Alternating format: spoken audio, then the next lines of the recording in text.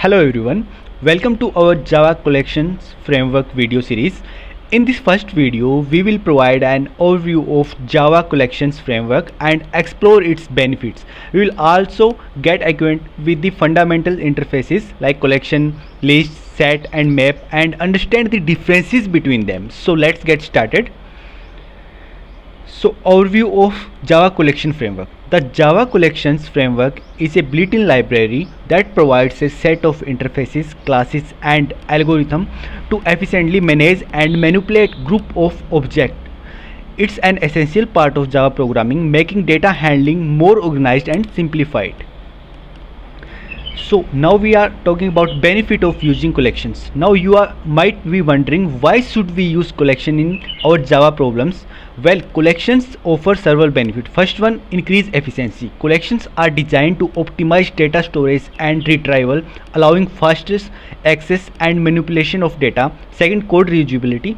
By using collection interfaces and class, you can write generic code that work with different data types, prompting code reusability. Third one, built-in algorithm. The collection framework comes with various algorithms, example sorting, searching, that save your time and effort in implementing common data operation. Data organization. Collection provides different data structure that suit specific use case such as ordered list, set with unique elements and key value pairs.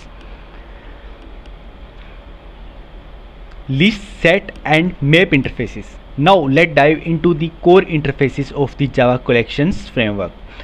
Collection interface.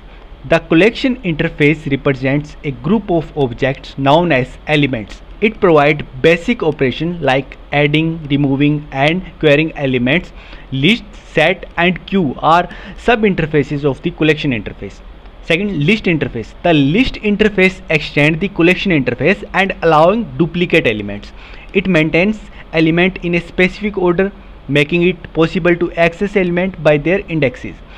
Third one, set interface. Set interface also extends the collection interface but does not allow duplicate element. It enforces uniqueness among its element.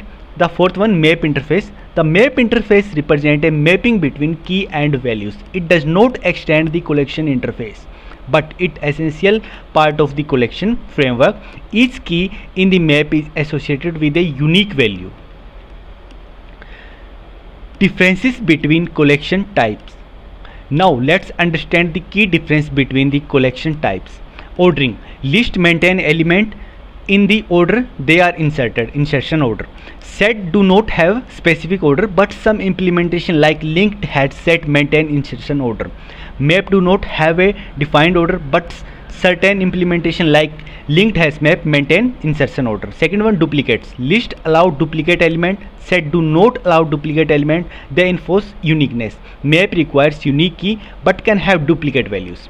Third, uses. Lists are suitable for scenario where ordered matter such as maintaining a to-do list or history of action. Set are useful when you need to ensure uniqueness like sorting unique username in a system. Map are perfect for key value mapping such as sorting user information using their ID as key. So that is our first video on Java Collection Framework. We covered basic including an overview of framework, its benefit and introduction of the collection, list, set and map interface. In next video we will deeper into list and explore their implementation. If you found video helpful, please like and subscribe to our channel for more content on Java programming and data structure. Thanks for watching and see you in next video. Subscribe now for upcoming videos. So thank you so much guys.